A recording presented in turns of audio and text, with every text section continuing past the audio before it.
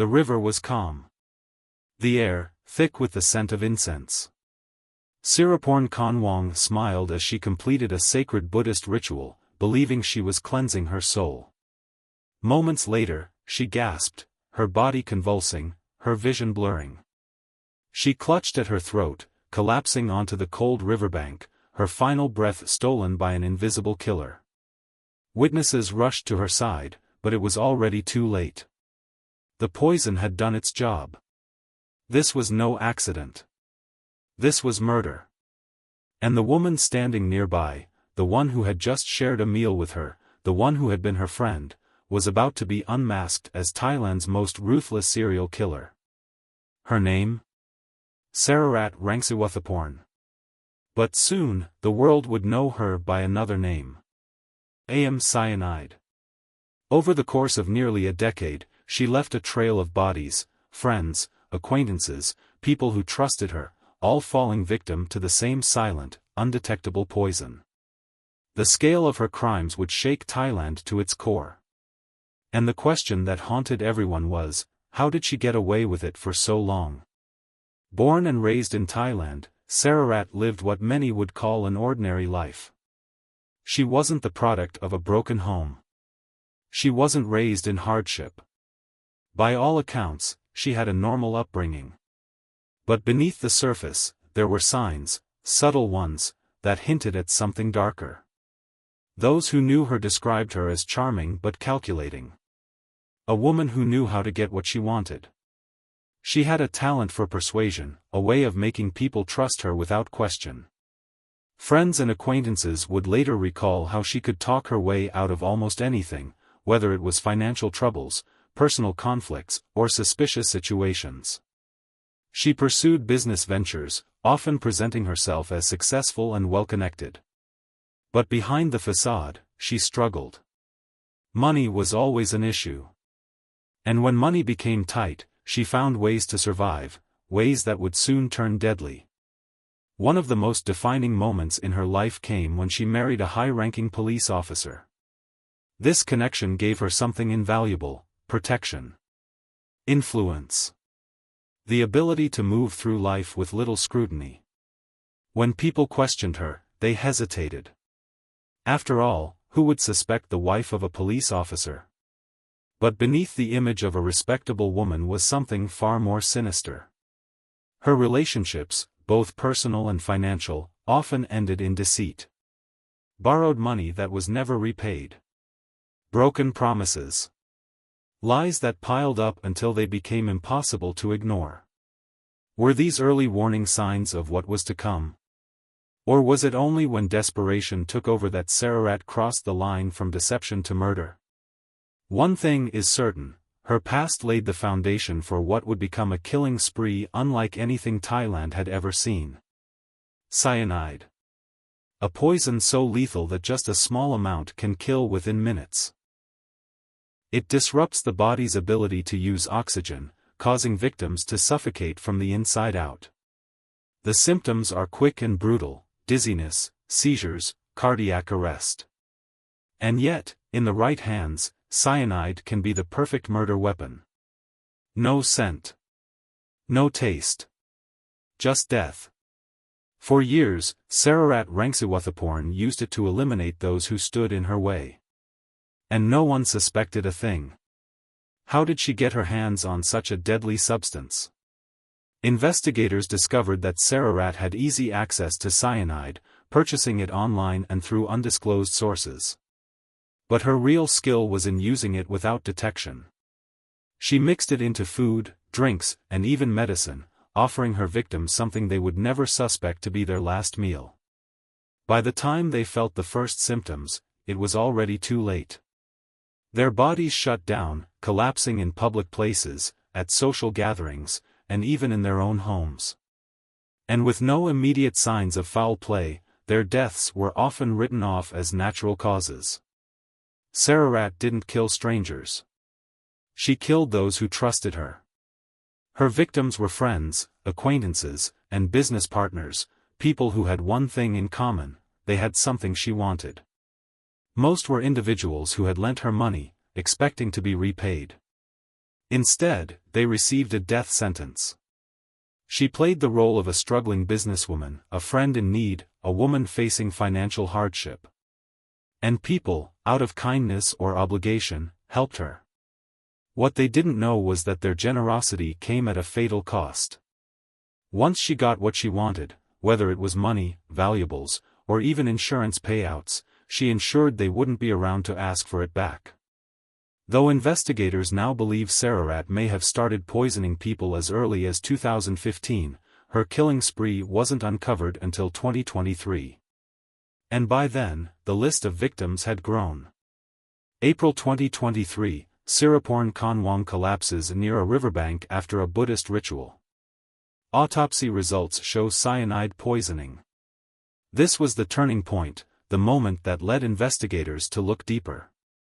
2020 to 2023, multiple unexplained deaths of individuals who had financial ties to Sararat. Some victims showed signs of sudden illness before their deaths, but no one made the connection. One victim survived, an attempted poisoning gone wrong. This survivor would later become a key witness in the case against Sararat. But why did she kill? Was it for revenge? A power trip? No. It was money. Sararat had an addiction, online gambling. Reports suggest that she had racked up massive debts, desperately trying to win back what she had lost. But as the losses piled up, so did her desperation. And when the debt collectors came knocking, she found an easier way to make money, by killing those she owed and taking whatever they had left. It was a deadly cycle. Borrow. Kill. Take. Repeat. For years, she played this game, believing she was untouchable. But every killer makes a mistake. And for Sararat, that mistake was Saraporn Kanwong. On April 14, 2023, Saraporn Kanwong believed she was taking part in a sacred Buddhist ritual, a ceremony meant to bring peace and prosperity. Instead, she was walking into a death trap. Within minutes of consuming a drink given to her by someone she trusted, she collapsed by the riverbank, her body convulsing, her breath fading. Witnesses rushed to help, but Saraporn was already gone. At first, her death seemed like another sudden tragedy. Maybe a heart attack. Maybe heatstroke. But something didn't sit right. Saraporn was healthy, with no known medical conditions. And then, there was the woman who had been by her side just moments before, Sararat Rangsiwuthaporn. Saraporn's family refused to accept that she had died of natural causes. They demanded an autopsy. And when the results came back, they revealed something chilling, traces of cyanide in her system. This wasn't an accident. This was murder. With cyanide poisoning confirmed, Thai authorities turned their attention to Sararat. Who was she? What was her connection to the victim? And had this happened before? As they dug deeper, a horrifying pattern emerged. Saraporn wasn't the only one. Other sudden deaths, previously dismissed as strokes, heart attacks, or unexplained illnesses, were all linked to Sararat. Friends, acquaintances, business partners. All people who had trusted her. All people who had something she wanted. Victims' families, who had long suspected foul play but had no proof, came forward with stories of loved ones who had died after dealing with Sararat. Bank records showed that many of them had either lent her money or had financial disputes with her before their deaths. Investigators also found that Sararat had been present during several of these mysterious deaths. It was no longer just a coincidence. It was a killing spree. With enough evidence to act, Thai police moved quickly. On April 20, 2023, officers tracked Sararat to a hospital in Bangkok, where she was receiving prenatal care. She was 4 months pregnant. But pregnancy wouldn't protect her from justice. As she left the hospital, police moved in. She was arrested on the spot. At first, she denied everything. No emotion. No panic. Just cold, calculated denial. But when police searched her belongings, they found exactly what they needed, a small container of cyanide. It was the final piece of the puzzle. The proof that linked her directly to the murders. For nearly a decade, Sararat Rangsiwuthaporn had poisoned those closest to her, believing she was untouchable. But now, her secrets were out. And there was nowhere left to hide. The courtroom was silent, tense. Families of the victims sat with hands clenched, waiting for the words that would decide Sararat Rangsiwuthaporn's fate. When the judge finally spoke, the decision was clear: guilty on multiple counts of premeditated murder. The weight of her crimes left the court with little choice. Given the sheer number of victims, the methodical planning, and her complete lack of remorse, Sararat received the harshest sentence possible under Thai law, the death penalty. But even in the face of justice, she remained emotionless, showing no visible reaction as the sentence was handed down. Was it shock? Indifference? Or had she truly believed she would never be caught? With Sararat convicted, a sense of closure swept over the victims' families. But in reality, the case left behind more questions than answers. Were there more victims? Some experts believe the real number could be much higher, as many deaths linked to Sararat were never investigated at the time. How did she get away with it for so long? Did she have connections protecting her? Did people suspect her but stay silent?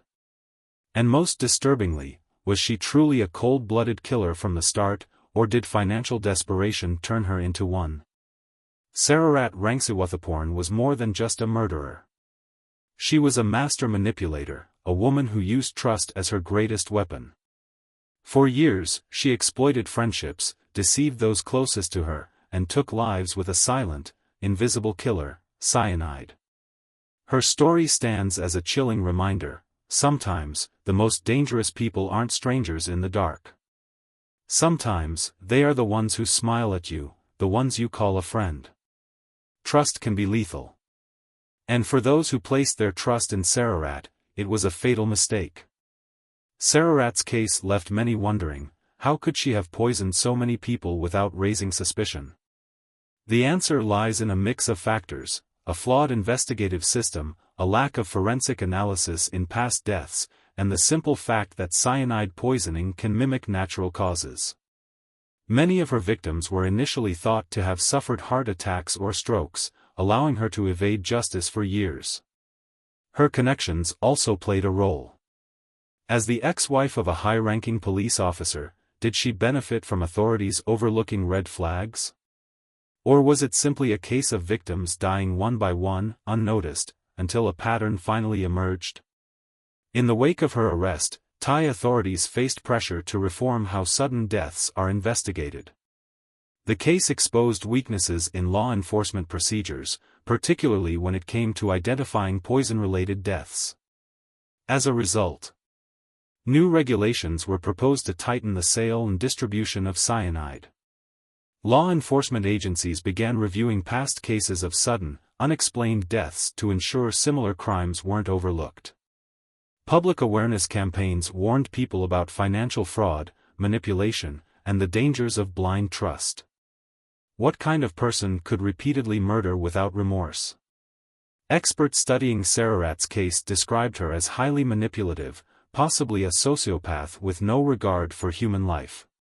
Her crimes weren't impulsive, they were premeditated, calculated, and entirely self-serving. Unlike many serial killers who kill for pleasure or compulsion, Sararat's motive was simple: money. Greed drove her to eliminate those who stood in her way. Some questioned whether she had deeper psychological issues. Was she born this way? Or did her financial troubles and gambling addiction push her down a dark path? For years, Sararat Rangsiwuthaporn moved through life undetected, weaving a web of deceit with practiced ease. She was not the kind of killer that lurked in alleyways or stalked in the dead of night. No, her method was far more insidious. She was the kind of predator who smiled at her victims, spoke in soft tones, and earned their trust before delivering their fate in a single, invisible dose. Her weapon was not a knife, nor a gun, nor a blade in the dark. It was something far more silent. A tiny, odorless, colorless substance that could steal a life in moments. No sound. No struggle. Just a sudden collapse, confusion, then darkness. Cyanide, the poison of the deceitful, the choice of those who kill with calculation rather than rage. Each victim had a story. Each had a life, a family, dreams left unfulfilled. And yet, for Sararat, they were nothing more than stepping stones, pawns in a game played for greed, for survival, for self-preservation. When they had served their purpose, she removed them without hesitation, erasing them as if they had never mattered at all. But in the end, trust, her greatest tool, became her downfall. The very thing she used to lure her victims in was the same thing that exposed her crimes. Siraporn Khanwang trusted Sararat enough to drink from her hand. Her sudden death raised the first questions. And when those questions were finally asked, the facade began to crumble. The lies unraveled.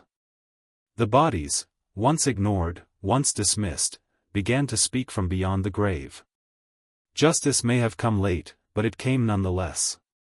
Sararat Rangsiwuthaporn, the woman who poisoned trust itself, will never walk free again. And for those who once called her a friend, the truth came too late. Because sometimes, the most dangerous person you'll ever meet, is the one you never see coming. If you found this case as shocking as we did, make sure to like, share, and subscribe for more true crime stories. Turn on notifications so you never miss an episode.